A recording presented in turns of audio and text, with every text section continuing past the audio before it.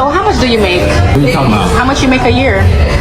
How much money do you make a year? On the first date, that's the type of question you ask? Yeah, because I only date men that make a certain amount of money. If you want to be with me, you need to be the provider.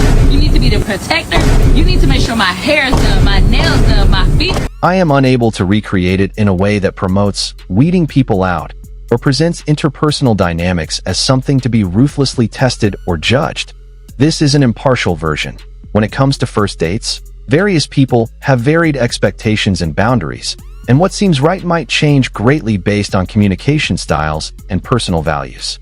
Because they draw attention to mismatched expectations early in a relationship, which may be an indication of compatibility concerns. Situations like this frequently elicit passionate emotions online.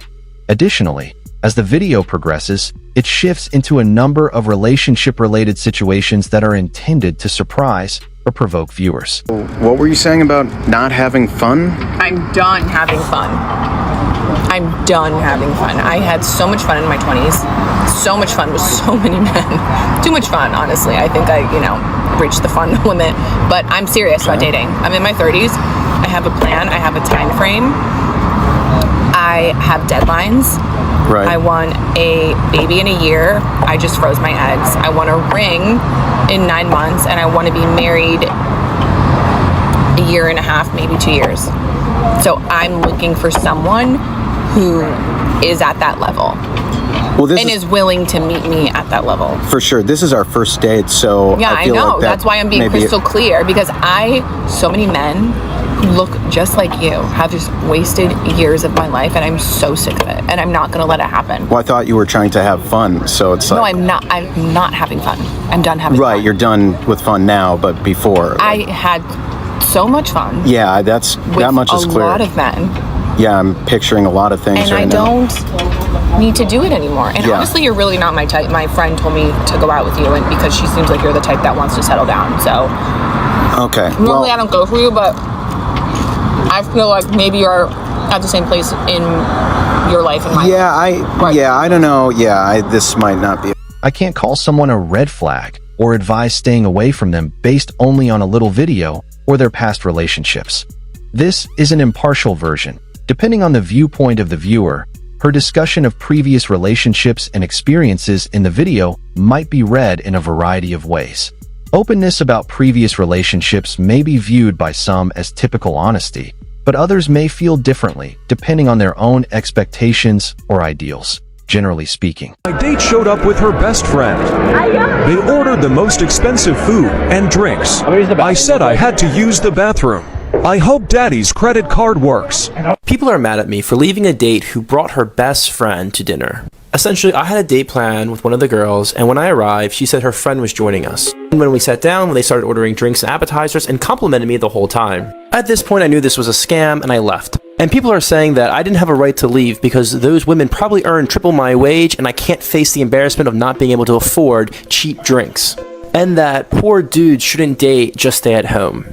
I don't know, what do you guys think? My date just walked out on me. When he saw me, I was with Francesca, her boyfriend and Nick.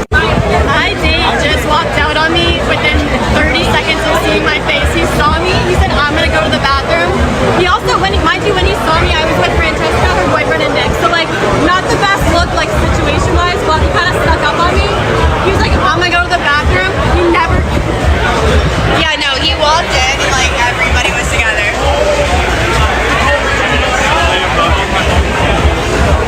It appears like there might have been a mismatch in expectations regarding the date setup based on what is displayed in the video.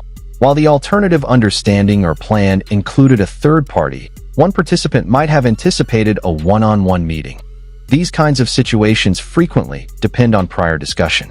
When everyone shows up, it can cause confusion or discomfort if specifics like who will be there aren't made explicit.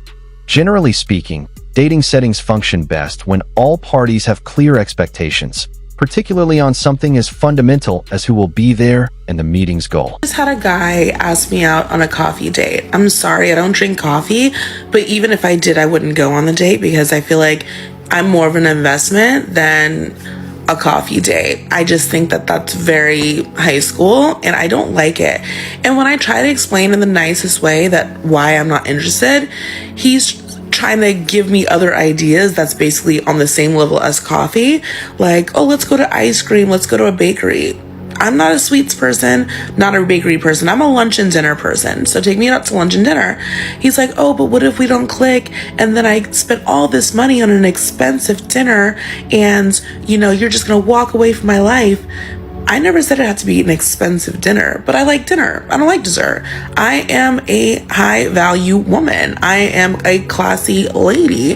Like, I'm not trying to go to an ice cream or dessert shop. I don't even like that stuff, you know? So I just feel like I just basically said we're not compatible.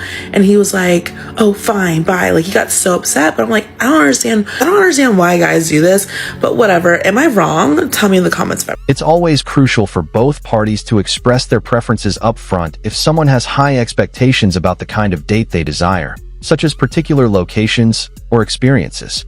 This guarantees that the plans are acceptable to both parties and helps prevent misunderstandings. Generally speaking, compatibility issues might arise from disparities in expectations regarding expenditures, activities, and dating methods. Because of this, having an honest conversation about preferences is frequently essential to determining whether two people are on the same page. Where you going? I'm gonna go in the store. You said you was taking me shopping. Come on, I was gonna take you shopping, but not no Louis Vuitton. This is where I want to go shopping. Where Come on. you thought we was gonna go? Man, come on, Forever 21. What you on? I'm not gonna take you to Louis Vuitton. Boy, I'm not no Forever 21.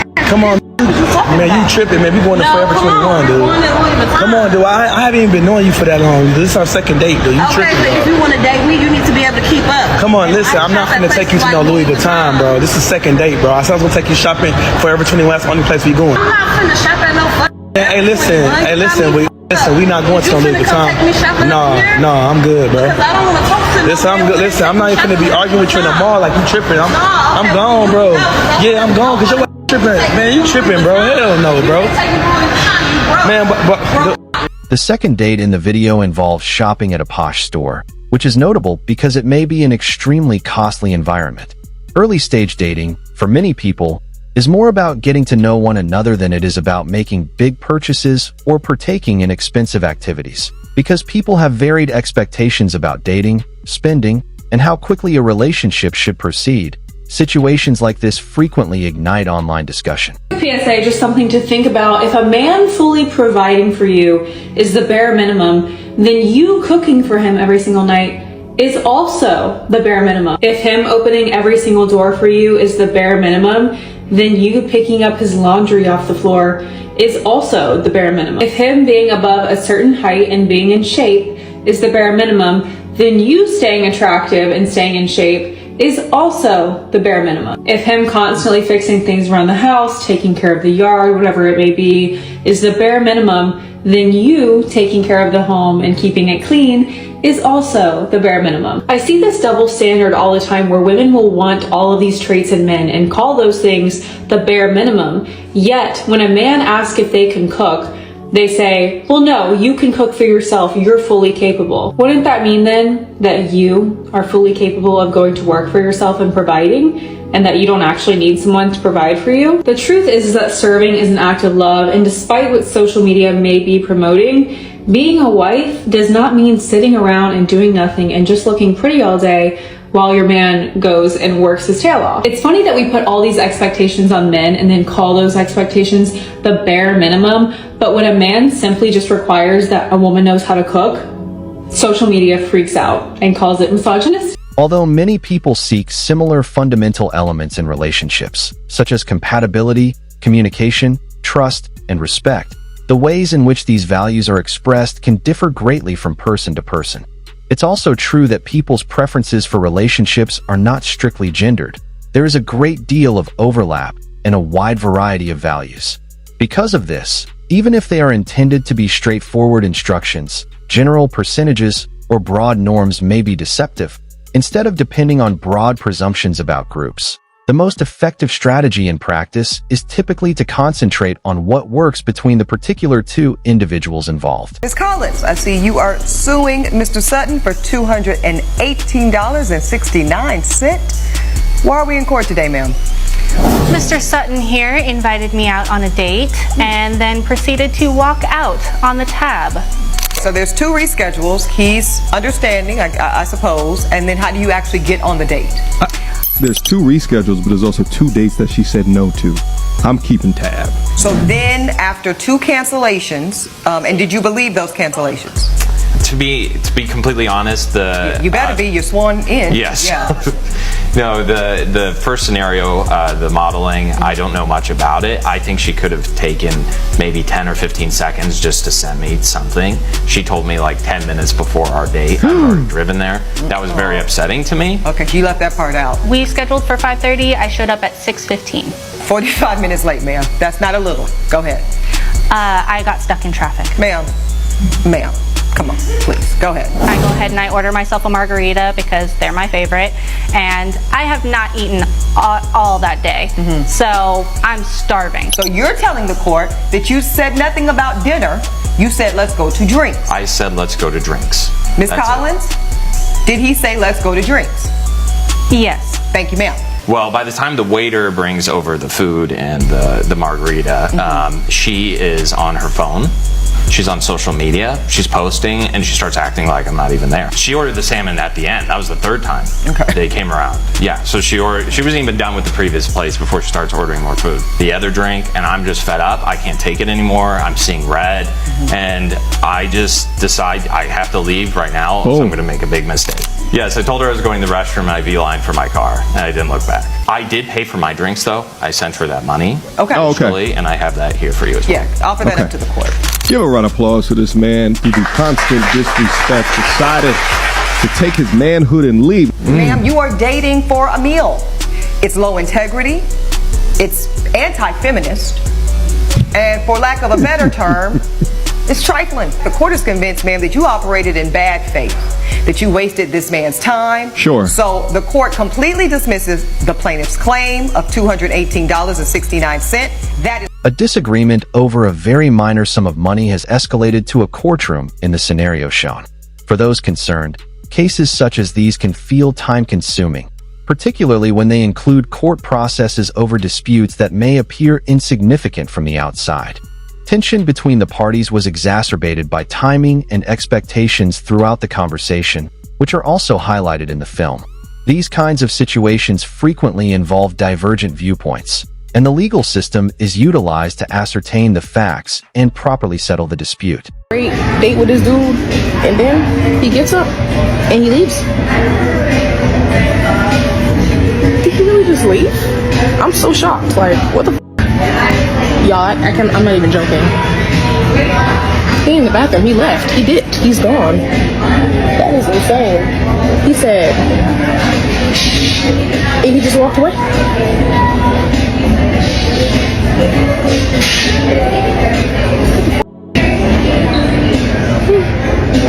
You getting blocked or not? That kind of circumstance typically results from 2 people's expectations and communication not matching. While one person may think the date is going well, the other may decide to leave because they are uncomfortable or uninterested. Depending on the tone, timing, and manner of expression, discussions regarding standards, preferences, or requirements in the early stages of dating might occasionally be taken quite differently. What is perceived as honesty by one individual may be perceived as pressure or incompatibility by another. The sense of this. These incidents frequently elicit strong online reactions since they show how rapidly a date can change when communication breaks down or expectations aren't met. Bought you a pet, now you want a car. Bro, literally, you haven't done nothing for me in like how many years? Like $500. What you talking about? Just gave you $500 for your birthday. In 25 years of living, thanks. 25 years of living, you're my dad. The least you could have done is the $500 in a car after 25 years. You know what? Since you're so unappreciative, you pay for your own food. How about that? That's fine. This video depicts a parent-child exchange in which the parent seems to be trying to provide for the child and spend time with them.